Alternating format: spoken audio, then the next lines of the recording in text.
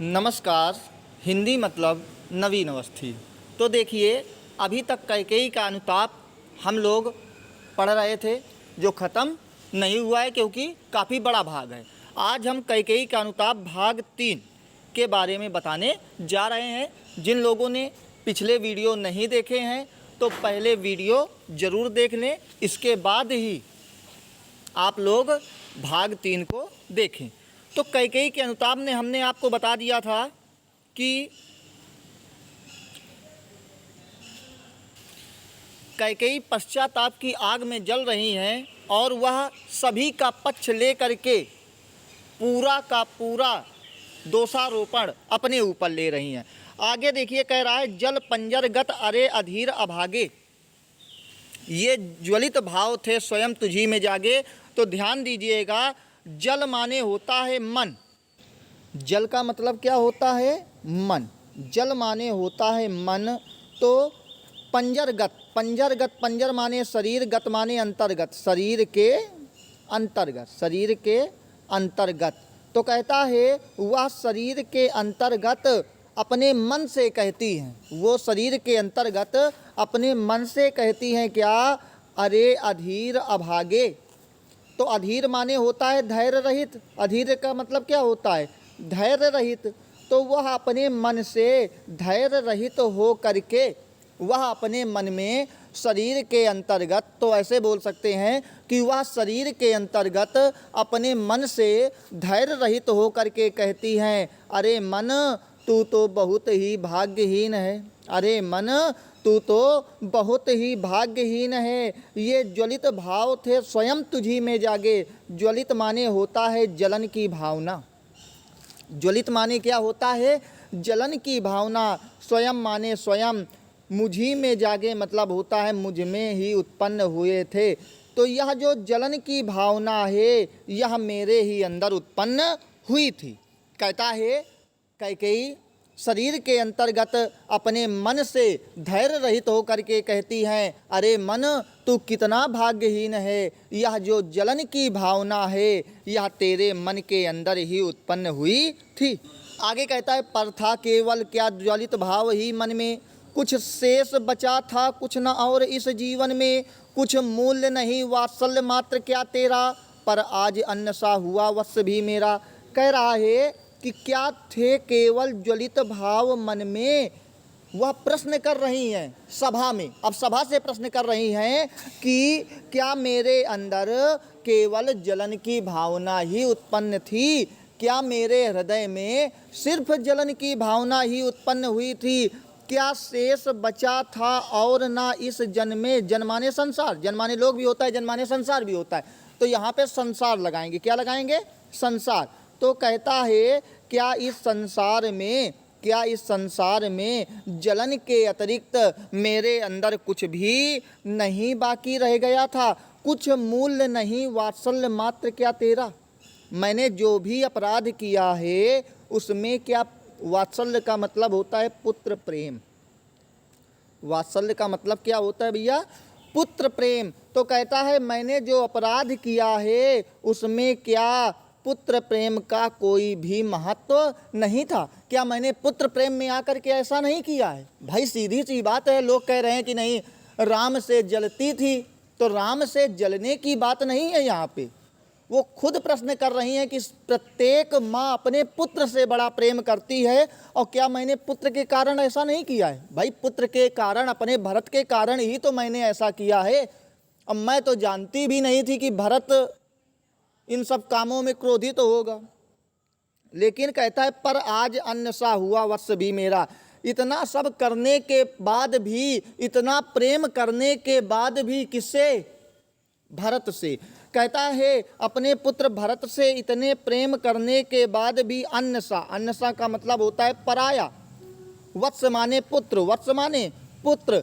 इतना सब कुछ करने के पश्चात भी आज मेरा पुत्र भरत ही पराया हो गया है। क्या हो गया है? पराया हो गया है। आगे कहता है थूके मुझ पर त्रैलोक्य भले ही थूके, जो कोई जो कह सके कहे क्यों चूके, छीने ना मात्र पद किंतु भरत का मुझसे, रे राम दुहाई करूं और क्या तुझसे। कहते आते थे अभी यही अभी नरदेही, माता न कुमाता पुत्र कुपुत्र भले ही। कहता है थूके। थूकने का मतलब देखिए आगे हम आपको बताएंगे क्या है। मुझ पर त्रैलोक भले ही थूके। त्रैलोक का मतलब होता है तीनों लोक। त्रैलोक का मतलब होता है तीनों लोक। यदि तीनों लोकों को थूकना हो तो मुझ पर थूक सकता है। अब ये मतलब नहीं है कि किसी का थूकने का मन हुआ तो कई के पास जा करके तब थूकेंगे, ठीक है ना। थूकने का मतलब इससे बिल्कुल नहीं है, तो ध्यान दीजिएगा। कहता है थूके मुझ पर त्रैलोक। थूकने का मतलब होता है निंदा करना या बुराई करना, निंदा करना या बुराई करना। तो वही कहता है अगर कोई मेरी बुराई करना चाहता है, अगर कोई मेरी बुराई करना चाहता है तो चाहे तीनों लोक मेरी बुराई करे, मुझे कोई भी फर्क नहीं पड़ेगा, क्योंकि मैंने अपराध ही कुछ ऐसा किया है कि फर्क पड़ने का कोई सवाल ही नहीं होता। तो कहता है किसी को अगर मेरे ऊपर थूकना है अर्थात मेरी बुराई करना है तो जरूर करे। जिस तीनों लोकों में जिसको जो कहना है वह कह सकता है, मैं सब कुछ सहन कर लूँगी। जो कोई कह सके कहे, जो कोई कह सके कहे। जिसको जो कहना है वह आराम से कह सकता है, अर्थात जिसको जो कहना है वह बेहिचक होकर के कहे। क्यों चूके? उसे चूकना नहीं चाहिए। अर्थात जिसको जो भी मेरे बारे में कहना है वह कह सकता है, उसे चूकने की आवश्यकता नहीं है। आगे कहता है छीने ना मात्र पद किंतु भरत का मुझसे, रे राम दुहाई करूं और क्या तुझसे। छीने ना, कोई भी ना छीने, कोई भी ना छीने। मात्र पद माने होता है माता का पद, भरत का मुझसे, भरत का मुझसे। तो कहता है भरत का मुझसे कोई भी माता होने का अधिकार न छीने। भरत का कोई भी मुझसे माता होने का अधिकार न छीने। रे राम दुहाई करूं क्या तुझसे। दुहाई का मतलब भैया होता है विनती। दुहाई माने विनती। रे राम, अरे राम, मैं बस तुझसे यही विनती करती हूँ। कहता है मुझसे कोई भी भरत से माता होने का अधिकार ना छीन पाए, बस मैं केवल यही तुमसे विनम्रता के साथ निवेदन करती हूँ, बस यही तुमसे विनती करती हूँ। आगे कहता है कहते आते थे अभी नरदेही। नरदेही माने होता है भैया मनुष्य। नरदेही माने क्या होता है? मनुष्य।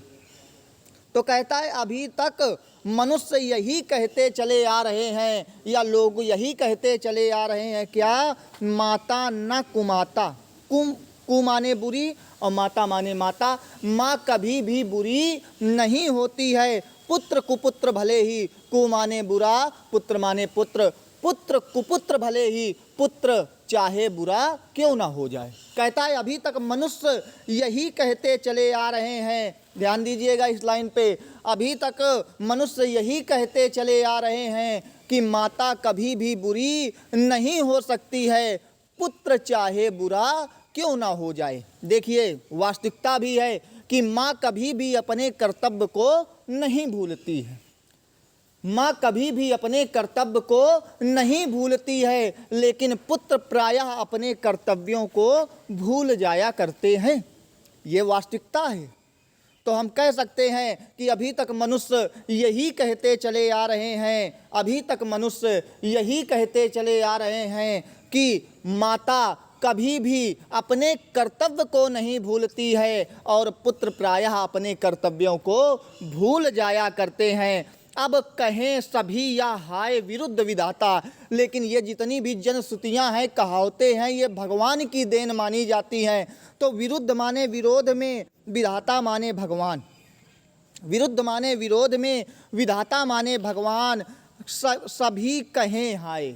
हाय, अब भगवान के विरुद्ध सभी लोग कहेंगे मैंने यह अपराध कर दिया है कि अब भगवान के विरोध में सभी लोग कहेंगे। क्या कहेंगे? है पुत्र पुत्र ही रहे कुमाता माता, कि पुत्र तो हमेशा पुत्र ही रहता है। लेकिन इस कैकेयी ने ऐसा कार्य कर दिया है, कैकेयी स्वयं कह रही हैं कि लेकिन मैंने ऐसा कार्य कर दिया है कि अब भगवान के विरोध में लोग यह कहेंगे कि पुत्र तो हमेशा पुत्र ही रहता है कुमाता माता, लेकिन बुरी माँ हो जाया करती है। अर्थात पुत्र कभी भी अपने कर्तव्यों को नहीं भूलता है, लेकिन माँ प्रायः अपने कर्तव्यों को भूल जाया करती है। अब आगे कहता है, बस मैंने इसका बाह मात्र ही देखा, दृढ़ हृदय न देखा, मृदुल गात्र ही देखा, परमार्थ न देखा, पूर्ण स्वार्थ ही साधा, इस कारण ही तो आज हाय यह बाधा। कहता है बस मैंने इसका बाह मात्र, बाह मात्र का मतलब होता है बाहरी शरीर, बाहरी शरीर। भाई किसी के मन में क्या है ये कौन जान सकता है, लेकिन एक माँ जो होती है वो अपने पुत्र के हृदय तक की बात जान जाया करती है। तो लेकिन कैकेयी से भूल हो गई, कैकेयी हृदय को नहीं जान पाई हैं भरत के। तो वही कहता है बस मैंने इसका बाह मात्र ही देखा, बस मैंने इसको आज तक बाहर से ही देखा है, आज तक मैंने इसके बाहरी स्वभाव को ही जाना है, दृढ़ हृदय न देखा इसका मजबूत, दृढ़ माने मजबूत, दृढ़ माने मजबूत, मैं आज तक इसके मजबूत हृदय को नहीं जान पाई हूँ, मृदुल गात्र ही देखा और हमेशा इसके कोमल, मृदुल माने कोमल, गात्र माने शरीर, बस मैं हमेशा इसके कोमल शरीर के बाद को ही मैंने देखा है। तो क्या हो जाएगा, मैंने इसका कभी भी बाह मात्र बाहरी स्वभाव ही देखा है, कभी भी अंदर से इसको नहीं जान पाई हूँ, इसका मजबूत हृदय मैं नहीं देख पाई हूँ, बस मैंने इसका हमेशा कोमल शरीर ही देखा है। परमार्थ न देखा, परमार्थ माने होता है दूसरों की भलाई, आज तक मैंने दूसरों की भलाई के बारे में नहीं देखा है, पूर्ण स्वार्थ ही साधा, हमेशा खुद के स्वार्थ में अर्थात अपनी भलाई के बारे में ही सोचती आई हूँ। मैंने कभी भी दूसरे की भलाई के बारे में नहीं देखा है, हमेशा अपने ही भलाई के बारे में सोचती आ रही हूँ या आई हूँ। अब देखिए परमार्थ का मतलब होता है, परमार्थ का मतलब होता है दूसरों की भलाई करना, और स्वार्थ का मतलब होता है अपने बारे में, अपनी भलाई के बारे में। इस कारण आज हाय यह बाधा, इसी कारण तो आज इतनी बड़ी विपत्ति मेरे सामने आ गई है। क्या कह रहे हैं कि मैंने कभी भी इसका दूसरों के भलाई के बारे में नहीं देखा है, हमेशा अपने ही बारे में सोचती चली आ रही हूँ, इसी कारण तो आज इतनी बड़ी विपत्ति मेरे ऊपर आ गई है। युग युग तक चलती रहे कठोर कहानी, रघुकुल में थी एक अभागिन रानी। अब युगों युगों तक यह कठोर कहानी चलती रहेगी। कहता है अब युगों युगों तक यह कठोर कहानी चलती रहेगी। कौन सी कहानी? कि रघुकुल में थी एक अभागिन रानी, कि रघुकुल वंश में या रघुवंश में या राम के वंश में एक बहुत ही भाग्यहीन रानी रहती थी। अभागिन माने भाग्यहीन, कि रघुवंश में या राम के वंश में एक बहुत ही भाग्यहीन रानी रहती थी, जिसका नाम कैकेयी था। निज जन्म में सुने जीव या मेरा। अब प्रत्येक जन्म में अगर देखा जाए तो साहित्य के उसमें 84 लाख योनियां होती, मतलब 84 लाख बार व्यक्ति जन्म लेता है और मृत्यु को प्राप्त होता है। तो जन्म जन्म में सुने जीव यह मेरा। अब प्रत्येक जन्म में वह मेरा नाम अवश्य सुनेगा, चाहे जिस जन्म में वह जिस कोटि में जन्म ले, लेकिन वह कैकेयी का नाम जरूर सुनेगा। भाई कैकेयी इतनी, कहने का प्रयोजन यह है कि कैकेयी इतनी ज़्यादा बुरी पात्र बन गई हैं कि देखिए आज तक बहुत से लोग नाम रखते हैं, लेकिन कोई भी कैकेयी का नाम नहीं रखता है। ये वास्तविकता है। बहुत से नाम आपको मिल जाएंगे, लेकिन राम के वंश में उत्पन्न होने के बाद पैदा, यानी राम के वंश में शादी होके आई थी तो राम का वंश ही मानेंगे, लेकिन उनका नाम कोई नहीं रखता है। ये बड़ी सोचनीय विषय है। ठीक है, तो निज जन्म जन्म में सुने जीव या मेरा, अब अपने प्रत्येक जन्म को लेकर के वह व्यक्ति मेरा नाम अवश्य सुनेगा, और जब सुनेगा तो क्या कहेगा, धिक्कार उसे तो महास्वार्थ ने घेरा।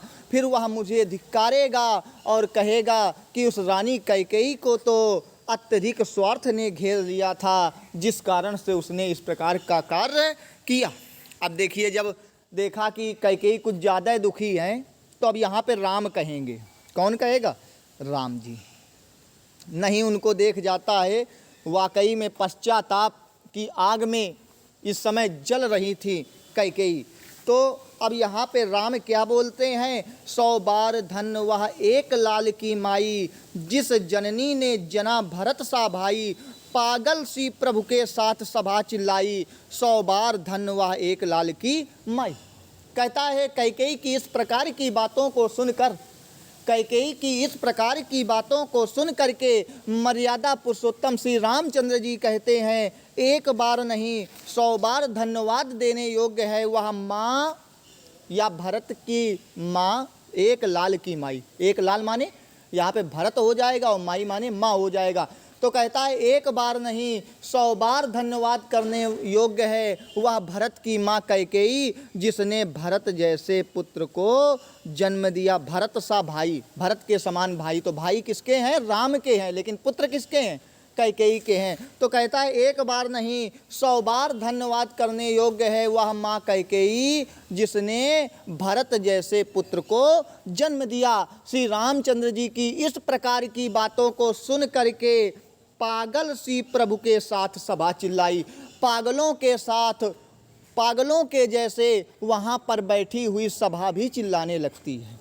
कहता है रामचंद्र की इस प्रकार की बातों को सुन करके पागलों के समान वहाँ पर बैठी हुई सभा भी चिल्लाने लगती है। क्या?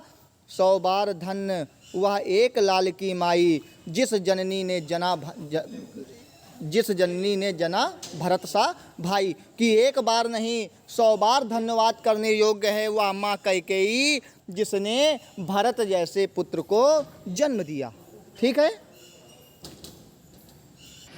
लेकिन कैकेयी का पश्चाताप अभी शांत नहीं हुआ है। वह राम जी और सभा सब लोग कहने लगे कि बहुत ही धन्य है वह माँ जिसने भरत जैसे पुत्र को जन्म दिया है। लेकिन कैकेयी आगे क्या बोलती हैं, हा लाल उसे भी आज गंवाया मैंने, विकराल कुयस ही यहाँ कमाया मैंने, निज स्वर्ग उसी पर वार दिया था मैंने, हर तुम तक से अधिकार लिया था मैंने। हा लाल, हाय मेरे पुत्र राम, उसे भी आज गंवाया मैंने। हाँ, मैंने भरत को जन्म दिया है, लेकिन आज उस पुत्र भरत को भी मैंने खो दिया है। कैकेयी क्या कहती है, हाँ मेरे पुत्र राम, आज मैंने अवश्य भरत को जन्म दिया है, लेकिन उसे भी मैंने खो दिया है। ठीक है, विकराल कुयस ही यहाँ कमाया मैंने यहाँ पर क्या कुयस, कुयस माने अपयस, कमाया है। विकराल माने भयंकर, विकराल माने भयंकर। तो यहाँ पर मुझे भयंकर अपयस के अतिरिक्त और कुछ भी नहीं मिला है। अपयस ही तो मिला है, और मिला ही क्या है। तो यहाँ पर मुझे भयंकर अपयस के अतिरिक्त कुछ भी नहीं मिला है। निज स्वर्ग उसी पर वार दिया था मैंने। वार माने होता है भैया न्यौछावर करना। वार माने क्या होता है? न्यौछावर करना, न्यौछावर। कहता है मैंने अपना स्वर्ग माने स्वर्ग, मैंने अपना स्वर्ग तक अपने पुत्र के ऊपर न्यौछावर कर दिया था। अब देखिए, एक तो सब कुछ किया भरत के लिए, लेकिन दूसरे अगर वे में देखा जाए, दूसरी दृष्टिकोण से देखा जाए, तो एक पत्नी का स्वर्ग क्या होता है? उसका पति। और यहाँ पे अपने पुत्र के लिए अपने पति की भी हत्या का कारण कौन? कैकेयी। तो वही कहती हैं कि निज स्वर्ग उसी पर वार दिया था मैंने तो अपने पुत्र भरत के लिए अपना स्वर्ग तक न्यौछावर कर दिया था। हर तुम तक से अधिकार लिया था मैंने, जितने भी तुम्हारे अधिकार थे उन अधिकारों को छीन करके मैंने अपने पुत्र भरत को दे दिया था। हर तुम तक से अधिकार लिया था मैंने, जितने भी अधिकार तुम्हारे थे उन अधिकारों को छीन करके मैंने पुत्र भरत को दे दिया था। पर वही आज यह दीन हुआ रोता है, परंतु आज वही मेरा पुत्र भरत दीनों की भांति क्या हो रहा है, रो रहा है। कहता है परंतु आज वही मेरा पुत्र भरत दीनों की भांति रोता हुआ दिखाई दे रहा है। संकित सबसे हरिण तुल्य होता है। हरिण तुल्य माने होता है हिरण के समान।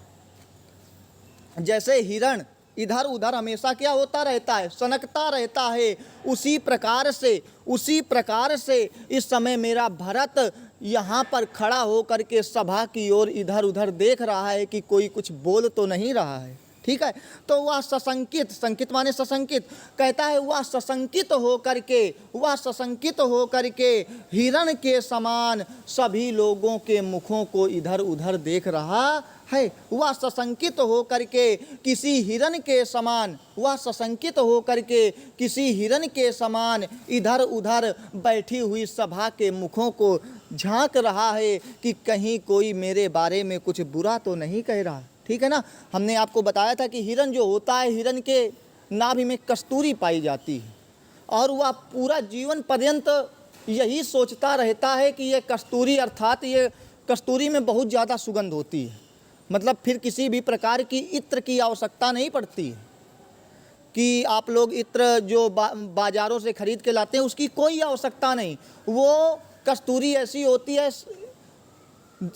10-20 साल नहीं, कम से कम 100-200 साल आप अपनी अलमारी में रख दीजिए और कपड़े आराम से, किसी भी प्रकार की इत्र की आवश्यकता ही नहीं, इतनी गजब की सुगंध होती है। तो वो किस में पाया जाता है, हिरण की नाभि में पाया जाता है। ठीक है, आजकल आर्टिफिशियल कस्तूरी भी बहुत आती हैं, लोग बेवकूफ़ भी बनाते हैं। तो असली अगर मिलती है तो ही इसका वास्तविकता है, मतलब जो हमने बताया, नहीं तो नकली तो है कि वहाँ से खरीदोगे तो सुगंध आएगी, घर लेके आओगे तो सुगंध चली जाएगी।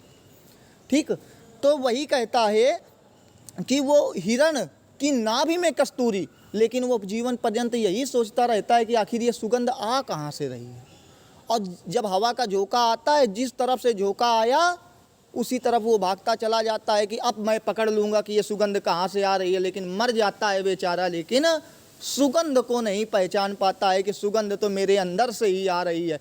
तो हमेशा हिरण को आपने देखा होगा, सनकता रहता है, इधर उधर देखता रहता है। तो वही भरत के हाल हैं कि सशंकित हो करके हिरण के समान यहाँ पर बैठी हुई सभा को इधर उधर, यहाँ पर बैठी हुई सभा के मुखों को इधर उधर करके देख रहा है कि कोई मुझे कुछ गलत तो नहीं कह रहा। श्रीखंड आज अंगार चंड है मेरा। श्रीखंड माने भैया होता है चंदन, श्रीखंड माने चंदन, और अंगार चंड माने होता है प्रचंड आग। अंगार माने आग, चंड माने प्रचंड, प्रचंड आग। तो चंदन के समान शीतलता प्रदान करने वाला मेरा पुत्र भरत, चंदन के समान शीतलता प्रदान करने वाला मेरा पुत्र भरत आज प्रचंड आग के समान दिखाई दे रहा है। चंदन के समान शीतलता प्रदान करने वाला मेरा पुत्र भरत आज प्रचंड आग के समान दिखाई दे रहा है। तो इससे बढ़कर कौन दंड है मेरा, तो इससे बढ़कर के मेरे लिए दूसरा कौन सा दंड हो सकता है। जब मेरा पुत्र इतना चंदन के समान शीतलता प्रदान करने वाला था, वो आज प्रचंड आग के समान दिखाई दे रहा है, तो शायद है कि इससे बढ़कर के मेरे पास मुझे दूसरा कोई दंड मिल भी नहीं सकता है, क्योंकि मेरा पुत्र ही बदलाव में है। कहने का प्रयोजन ये है कि मेरा पुत्र ही, मेरे ऐसे कुकृत्यों से मेरा पुत्र ही जब बदल गया, तो इससे बड़ा दंड कौन हो सकता है। भाई सीधी सी बात है कि माँ हमेशा चाहती है कि पुत्र उसका क्या रहे, हमेशा शीतल बना रहे, हमेशा उन्नति के मार्ग पे पहुँचे। लेकिन यहाँ तो कैकेयी ने पूरी परिभाषा ही बदल दी। तो वही कहते हैं इससे बढ़कर के मेरे ऊपर कौन सा दंड हो सकता है। अब देखिए जो बचा है ये हम आपको अगले पार्ट में पढ़ाएंगे। आप लोग इतना पढ़िएगा। इसके बाद में यदि आपको वीडियो अच्छा लगे तो इसे लाइक ज़रूर करिए और शेयर करना बिल्कुल मत भूलिए। धन्यवाद।